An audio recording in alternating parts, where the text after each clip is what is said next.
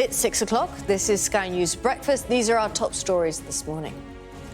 Pressure grows on the PM over his delayed suspension of Chris Pincher, with new claims of inappropriate behaviour against the former Tory Deputy Chief Whip stretching back a decade. The Transport Secretary presses ahead with plans to speed up security checks for new staff at airports as a new wave of cancellations looms. In Ukraine, Russia launches an all-out assault on the eastern city of Lysychansk as an advisor to President Zelensky says the city could fall in the coming days. The Palestinian Authority says it has given the bullet that killed Al Jazeera journalist Shireen Abu Akleh to US forensic experts in an attempt to resolve her death.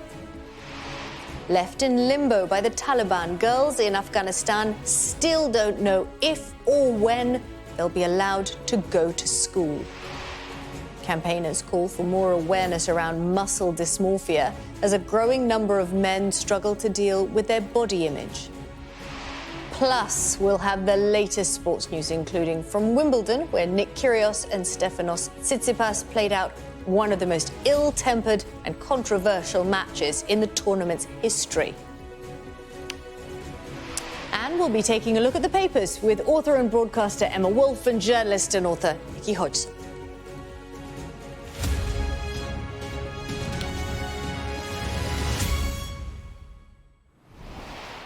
Good morning. Welcome to Sky News Breakfast. Pressure is growing on the Prime Minister over his delayed suspension of the Conservative Party Deputy Chief Whip, Chris Pincher. Mr. Pincher was suspended by the party after allegations he groped two men at a private members' club, but only after an official investigation was launched. Boris Johnson is now facing claims in the Sunday papers he turned a blind eye to accusations against Mr. Pincher's behaviour, which stretched back a decade. It comes as MPs who were at the event on Wednesday night told Sky News Chris Pincher was, quote, incredibly drunk and beyond the limit. Sky's chief political correspondent John Craig has the latest from Westminster. Disgraced Chris Pincher was incredibly drunk on the night he's alleged to have groped two men. MPs present at the Carlton Club that evening have told Sky News. He was beyond the limit when he should be socialising, one MP told me. He was slurring and mumbling some nonsense, and he came back in saying he needed the loo after he was asked to leave. Asked if he'd seen Mr. Pincher drunk before, the MP told me, not that bad, he was incredibly drunk. In his first public statement since he lost the Tory whip, Mr. Pincher admitted he drank far too much on Wednesday night and is now seeking medical support. One MP told me that it was 1 a.m. when Mr. Pincher eventually left the club after the bar had closed. These new revelations coincide with increasing pressure on Boris Johnson over his handling of the Chris Pincher controversy and claims that he turned a blind eye when he appointed him to the sensitive post of Deputy Chief Whip in February this year. The Sunday Telegraph reports that he turned a blind eye to sex pest warnings about Mr. Pincher. The Sunday Mirror says he was warned twice, and The Independent is claiming that a Conservative MP alleges he was groped twice by Mr. Pincher.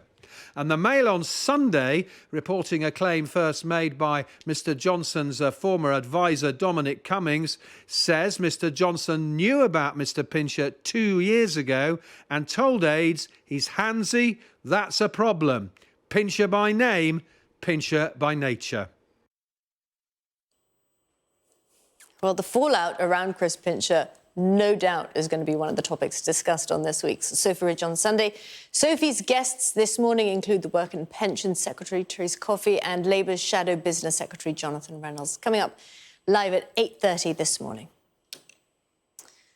Well, in other news, the government is battling to tame the chaos at airports across the country by speeding up security checks for new staff. It comes as British Airways and Heathrow prepare to announce a new wave of flight cancellations to try to ease strain on airports over the summer holidays. BA says reducing the schedule at Heathrow this summer will offer certainty to customers and avoid last-minute cancellations. Matthew Thompson reports. The traditional British summer break is fast becoming a summer breakdown. Cancelled flights, delayed baggage, holidays in ruins. should have been in Malaga by now. Rob and his wife Samantha were due to be celebrating their anniversary in Spain's Costa del Sol. When we found out the flight had been cancelled, we were incredibly disappointed. We had restaurant bookings, we had various things planned during the course of the weekend, all of which obviously was completely ruined. And our initial thought was to simply go back home and have a celebration in the UK. Obviously, it was a very special weekend that we'd organised, planned various things in Malaga, and incredibly upset. To make matters worse, a fuelling system failure ground Heathrow to a halt on Saturday, causing major delays. And a wave of further cancellations is expected this week, ahead of a government deadline on Friday, part of what's been called a slot amnesty. At airports like Heathrow, flight traffic is governed by a strict system of takeoff and landing slots. In a typical week, Heathrow might have something like 9,680 slots, or 690 departures a day. Of those, British Airways owns more than 50%. The next biggest airline, Virgin Atlantic, only has 4%. But crucially, if an airline doesn't use its slots, it must hand them back. They're highly prized. I mean, at Heathrow, they change hands when they very rarely come up for millions of pounds. And so airlines don't want to give up these slots. And so often they will commit to running flights which they can't feasibly operate. But this is a temporary measure, and the government is saying we'll give you an amnesty on those slots, we'll hand them back to you at the end of the summer season, so you won't lose them in the long term. Aside from Friday's deadline, the wider causes of the airport chaos are complex. The primary issue is disruption from the pandemic. Having cut jobs when air travel was shut down, the industry has been slow to fill them again in time to meet surging demand. Airlines like EasyJet and Ryanair have blamed Brexit and the UK's stricter immigration rules, something the government rejects. And then there's the prospect of looming strike action, which threatens to make matters a great deal worse. British Airways staff at Heathrow have just voted to strike at some point in the summer, threatening more chaos. To try and lessen the disruption, the Department for Transport has announced it's speeding up the hiring process by vetting airport staff more quickly. So if you are planning a holiday, the best advice might be to, in the words of your cabin crew, brace, brace. Matthew Thompson, Sky News. Well, to Ukraine now, where an advisor to President Volodymyr Zelensky has claimed the fate of the embattled city of Lysychansk will be decided in the next 2 days. Sky News visited the city earlier in the week, with Russian forces now stepping up their assault in an all-out attempt to seize the last stronghold of resistance in the eastern Luhansk province. After neighbouring Severodonetsk fell to the Russians a week ago, Ukrainian fighters have been trying to defend the city. Well, 2 British men have been charged and accused of being mercenaries by separatists loyal to the Kremlin in Ukraine. Dylan Healy and Andrew Hill were captured in the eastern Donbas region by the self-proclaimed Donetsk People's Republic. The Foreign Office has condemned the exploitation of prisoners of war and says it is supporting the pair's families. Sally Lockwood reports now from Kiev. Another 2 British citizens captured by Russian forces, charged with being mercenaries. 22-year-old Dylan Healy from Cambridgeshire was reportedly working as an aid volunteer when he was seized with another British citizen. 35-year-old Andrew Hill from Plymouth, understood to be a father of 4 and a former British soldier, was in Ukraine volunteering with the military. They were both arrested in April and are being held in the so-called Donetsk People's Republic, a breakaway region in eastern Ukraine that's been fighting Ukrainian forces since 2014. Stanislav Asayev was held by the same group for 2.5 years until he was released in a prisoner swap in 2019. He refers to the prison he was at as a concentration camp. I was in Izolyatsya for 28 months, so all I see is torture for every day, not only for me. It's also for women in Izolyatsya and men, and it was terrible. Were you tortured? Yes, I am. By electricity. He's optimistic any British prisoners may be treated differently. Я маю надію, що через розголос цієї справи до них ставляться значно краще, ніж до мене і до інших в'язнів. Mr. Healy and Mr. Hill are facing the same mercenary charges as Aidan Aslin and Sean Pinner, who were sentenced to the death penalty in June. Sky News met the two British men in the trenches before their arrests. They'd been living in Ukraine and maintained they were legitimately serving with the country's military. The Foreign Office has said, "We condemn the exploitation of prisoners of war and civilians for political purposes and have raised this with Russia. We are in constant contact with the government of Ukraine on their cases and are fully supportive of Ukraine in its efforts to get them released." It's understood up to 100 foreign nationals have been taken prisoner in this war so far. But one organisation working in aid in Ukraine says the arrests of British citizens are being far more widely publicised. It's showing that Russia seeing Britain as a big ally to Ukraine in this, and therefore using British prisoners as a way of maybe negotiating, but also using very political tools. Earlier this week, Ukraine announced the largest exchange of prisoners of war since Russia invaded, securing the release of 144 of its soldiers. It seems there's far more political capital in holding British prisoners, and there's great concern over their fate. Sally Lockwood, Sky News, Kyiv. The Palestinian Authority says it has given the bullet that killed Al Jazeera journalist Shireen Abu Akleh to US forensic experts in an attempt to resolve her death. The Palestinian-American journalist was fatally shot while covering an Israeli military raid in May in the Jenin refugee camp in the occupied West Bank.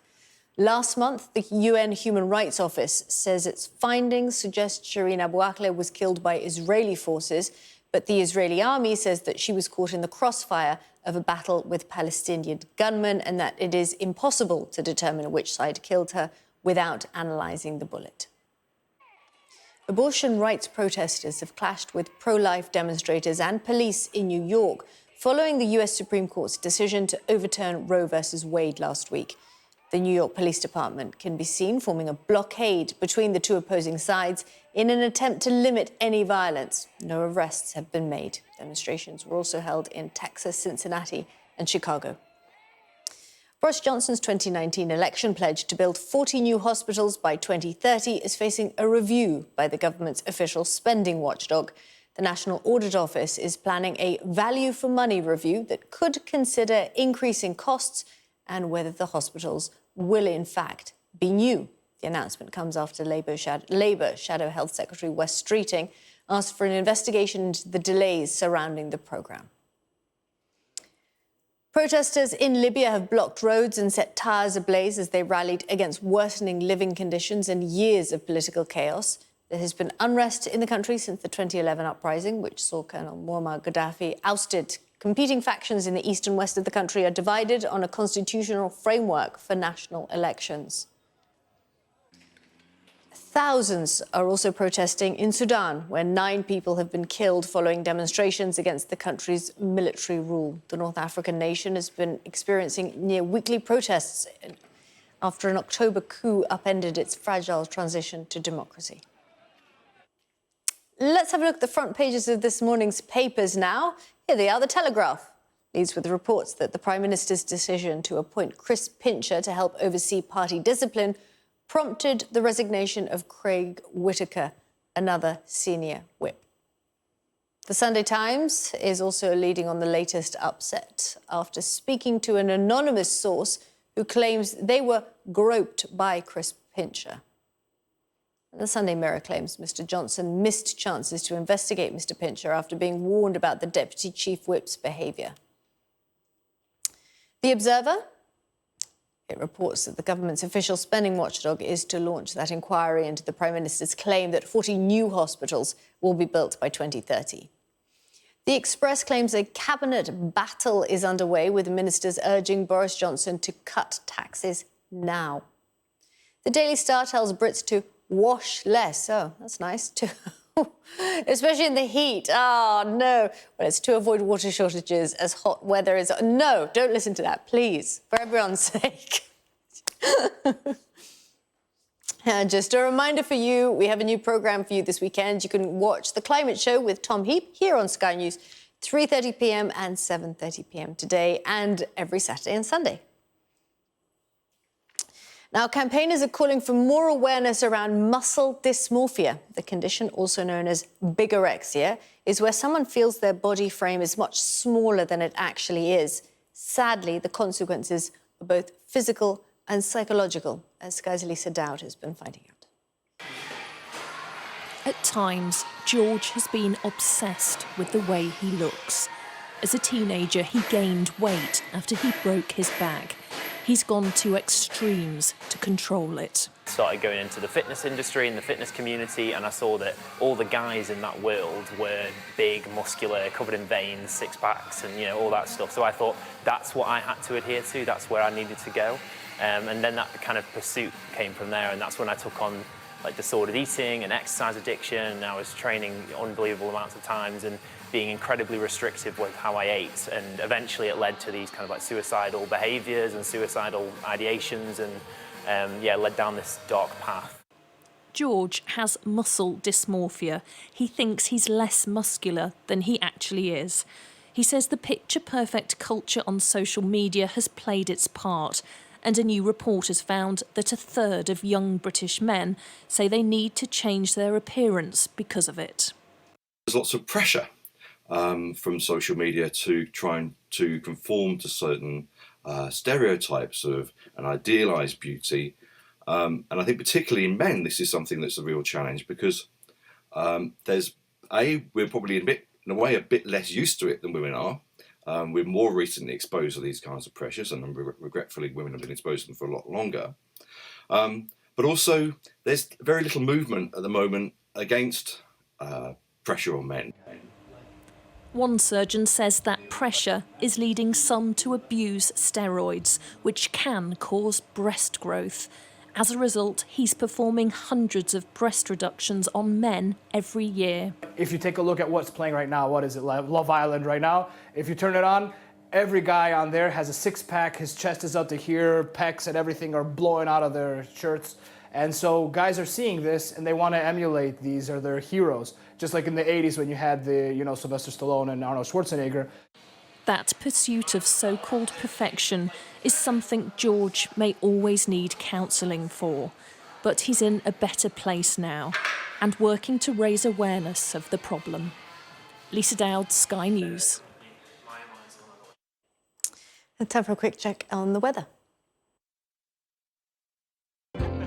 Warm memories wherever you go. The weather, sponsored by Qatar Airways. It'll turn much drier from Monday, although the northwest can still expect rain at times, but it'll be quite showery again today. It's mostly fine, dry and mild now, but there's a scattering of showers in the north and west.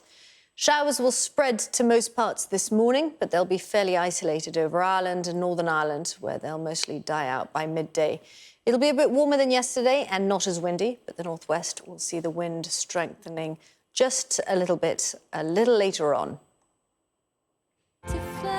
The weather, sponsored by Qatar Airways. Good morning, you're watching Sky News Breakfast. Our top stories this morning. Pressure is growing on Boris Johnson over his delayed suspension of Chris Pincher, with new claims of inappropriate behaviour emerging against the former Tory Deputy Chief Whip. The government is speeding up security checks for new staff at UK airports as British Airways and Heathrow prepare to announce a new wave of flight cancellations.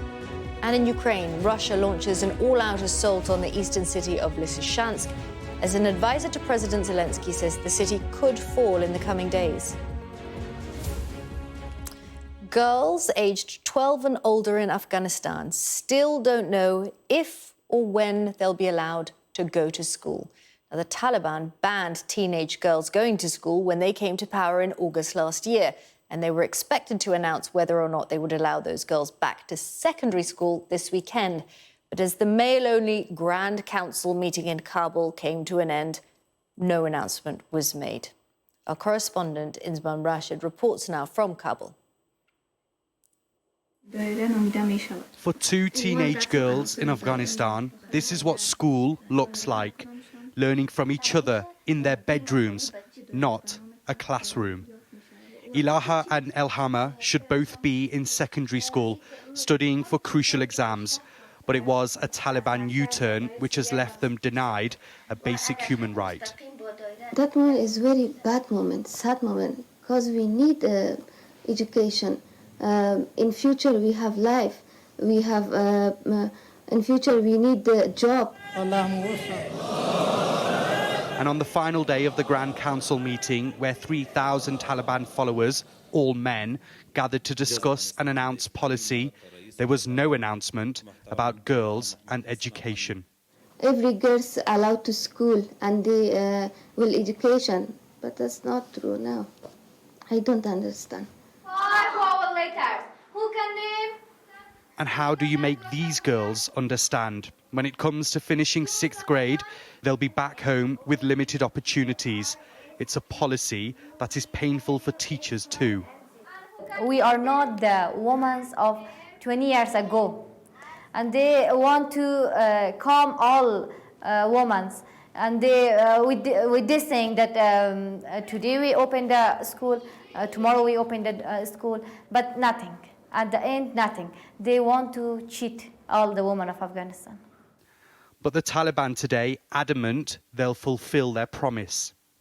What do you say directly to girls, millions of girls across Afghanistan tonight who are crying, who are disappointed because you haven't allowed them to go to school?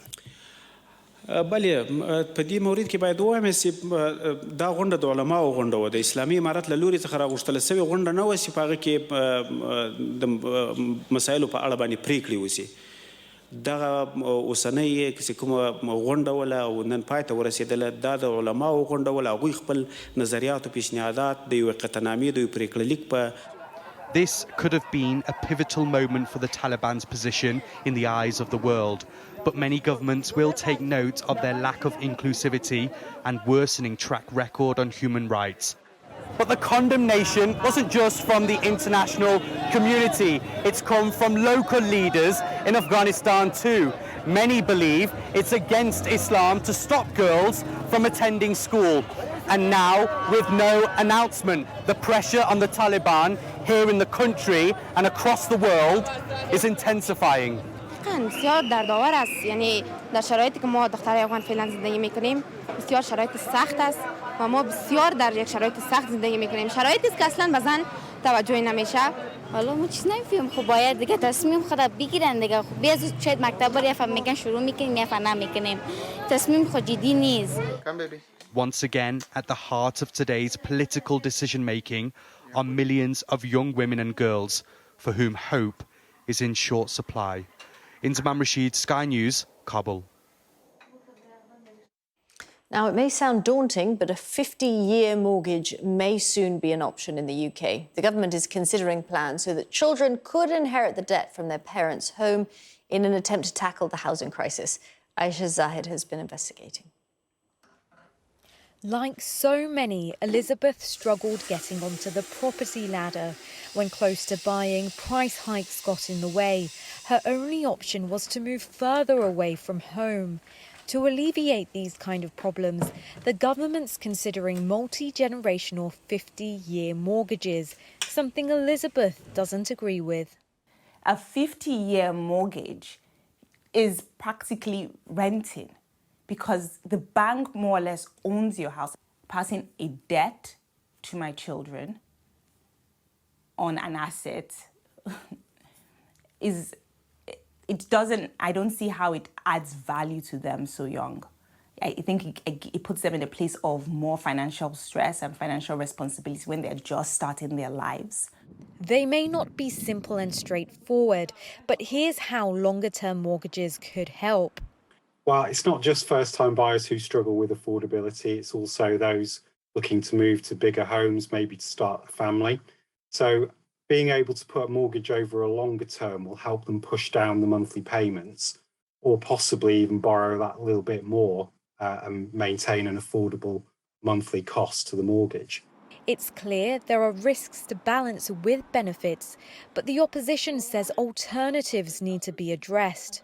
is to make sure we're building more genuinely affordable homes, reforming the credit market to make sure that people can afford to get on the housing ladder, and addressing the real issues that we're seeing in surging house prices, developers land banking properties, councils and housing associations not having the resources to build the affordable housing that we need. They're the steps that should be taken. The government says it's committed to tackling the housing crisis. A spokesperson said, "We will be undertaking the first comprehensive review of the mortgage market for a decade. On top of this, we're also investing £11.5 billion to build more of the affordable quality homes this country needs." For now, 50-year mortgages are only one idea, but they certainly won't be the final solution. Aisha Zahid, Sky News. There are now more people aged 65 and over in England and Wales than ever before. And there's a growing number who are still working once they reach retirement age. For some, it's because they need the income. For others, they're just not ready to stop. Fraser Maud reports. When Shashi Agarwal stopped running the family business over a decade ago, she thought she'd finished work. But boredom set in and Mama Spice was born. Now she's one of the increasing number of unretired as she concentrates on growing the Spice Kitchen brand with her family. I wouldn't say it was a thought which we thought it's going to become big. It was just to keep ourselves occupied, me and my husband, to keep us occupied during the daytime, which we had plenty of time to do. And we have never sat and done nothing in our life. So 38, so running a business was quite a tough job. So we wanted to continue that, not as a full-time job, but just a retirement little hobby. But it didn't stay hobby for very long. It just became now quite a big business. Shashi's found a way to monetize her passion for food and in the process turn what was a retirement hobby into a thriving business. But not all retirees are as fortunate or as entrepreneurial. So lots of pensioners are finding it really difficult to make ends meet at the moment. Obviously, the cost of living crisis is causing huge problems for people. And for some pensioners that may have the ability to go back out to work and earn a bit of extra money, which undoubtedly some people will do. But for other pensioners, it's really tough, and we need to make sure the government is continuing to support people through these difficult times. According to a new survey, 2/3 of people retiring this year won't give up work completely. That's almost double the number from just 2 years ago. A quarter of them plan to work part-time, 1 in 6 will work for themselves, and over 10% plan to start a new business. On the streets of York, those who have already retired seem to be loving life. Those who aren't are still a little unsure about what the future may bring. I wouldn't mind going freelance, maybe working 3 days a week, but I can't see myself retiring until 67, 70. I loved work, don't get me wrong. I actually enjoyed work, but from the moment I walked out the gate, loved it. I probably would do a sort of a phased retirement, just because I've worked all my life, and I can imagine I just would want something to keep me occupied. Now in her 70s, Shashi's full-time retirement could still be a long way off. She's now building another business around her other main passion, sewing. Fraser Maud, Sky News. Tens of thousands of people gathered in London yesterday for Pride. The parade followed the footsteps of the original 1972 march and marks 50 years since that first event. In the half-century since then, there's been huge social change, but for those present at the beginning of the movement, there is still much left to do. Here's Katie Spencer. Equality and inclusion lie at the heart of Pride. And while everyone is invited to the party, this year some were more welcome than others. While a small number of the Metropolitan Police were on hand to provide security, serving officers were asked not to march in uniform as activists hit out about homophobia in the force, including failings in how it handled the investigation into the serial killer Stephen Port. There's a lot of institutionalised issues that we have to address. And, you know, organisations like Metropolitan Police really can go out and do their community engagement. After a 2-year hiatus because of the pandemic, you can tell from these crowds just how excited people are for the return of Pride. And while it is a celebration of the milestones that have been achieved in the last 50 years, it's also a reminder that it isn't all rainbow flags and glitter. Amongst the thousands of supporters, a reminder that religious bigotry still exists. But the Prime Minister giving the march his approval, writing how it gives him the greatest pride to lead a country where you can love whomever you choose to love. He is proposing a ban on conversion therapy that will not protect trans people. He won't reform the Gender Recognition Act. He is still supporting the detention in prison-like conditions of LGBT+ refugees who are fleeing persecution abroad. Until he makes those changes, those are hollow words. Asked to lead the parade, veteran campaigners who marched these streets 50 years ago. 400 or 500 people with just as many police looking very po-faced on either side, very disgruntled that they were having to march with these people who were deviants. In my own choir, the guy who was organising our Pride March was attacked by homophobes last night and ended up in hospital with his boyfriend. That shows, if anything shows at all, that what we're doing today is absolutely relevant. A snapshot of a movement and a conversation that has completely evolved over the last 50 years, but casting a shadow over this explosion of colour that in 2022 the LGBT+ community is still facing discrimination. Katie Spencer, Sky News. Time for a quick look at the weather. Warm memories wherever you go. The weather, sponsored by Qatar Airways. It will turn much drier from Monday, although the northwest can still expect rain at times, but it'll be quite showery again today. It's mostly fine, dry and mild now, but there's a scattering of showers in the north and west. Showers will spread to most parts this morning, but they'll be fairly isolated over Ireland and Northern Ireland, where they'll mostly die out by midday. It will be a bit warmer than yesterday and not as windy, but the northwest will see the wind strengthening a little later on.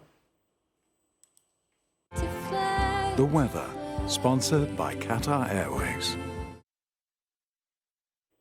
Still to come here on Sky News Breakfast, we're going to be reviewing the papers with the author and broadcaster Emma Wolfe and the journalist and author Nikki Hodgson.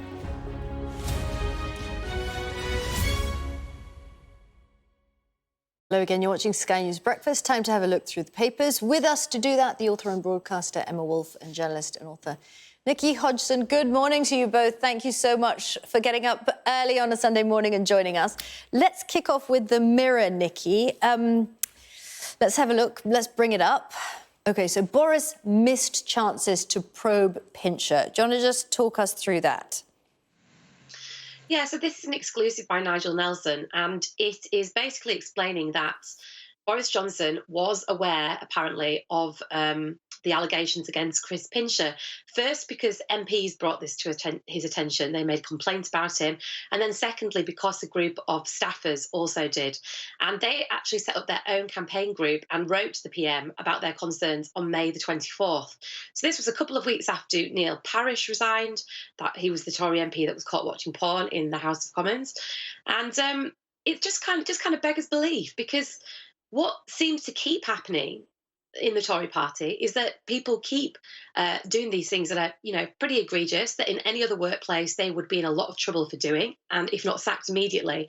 And yet there seems to be a delay in dealing with these allegations, with these rumours, and it's just not good enough, really, frankly. OK, Emma, let's have a look at the Telegraph as well, because they've also got this story. And they say that another senior whip actually resigned when the Prime Minister appointed Mr Pincher. The allegations in the Telegraph are pretty serious as well, just adding to what Nikki said there. Apparently back in February, when Chris Pincher was appointed, there was general awareness of the allegations, of previous allegations against him. We've seen more and more of them coming out over this weekend. And actually, they were so serious, the allegations, that another whip in the whip's office, Chris Whitaker, actually resigned over this. So it was obviously a serious matter. As far back as 2020, Kimberley, the Prime Minister allegedly made a joke about Chris Pincher being rather handsy, and he said pincher by name, pincher by nature. I think this really does call into question the Prime Minister's judgment on this. We've seen this before, this drip of the truth coming out about something, and obviously this matter is still under investigation. But we've seen this with Partygate. We've seen it with the Owen Paterson affair, when Boris Johnson defended Owen Paterson against probably his better judgment, probably against good advice. So I think this affair is extremely damaging, not only for Chris Pincher himself and the people involved, but for Boris Johnson and for his, for his judgment. Yeah. Nikki, what do you think? How damaging do you think this could all be for the PM? I mean, it's in most of the papers, isn't it? Well, there's a very practical point that if Chris Pincher is to resign, that will trigger a by-election in Tamworth, his constituency. And obviously, we've seen what's happened in Wakefield recently. And, the Tories cannot afford to lose another by-election. But it's very, very tricky for Boris Johnson, because if he lets Chris Pincher stay in position, he's going to be seen to not tackle the problem. And if there is a by-election triggered, that could be the beginning of the end of the Tory party in power, and very much start to hand over power to Labour or even the Lib Dems come the next general election. Do you think, more broadly, Emma, this again asks questions again about the culture at Westminster and what it's like to actually work there? I really do, Kimberley. This is my main beef with this story, is not specifically what happened on Wednesday night, but the fact that someone in the middle of a working week can be, by his own admission, so drunk. People say that he was almost unable to speak, that he was literally sort of falling all over the place.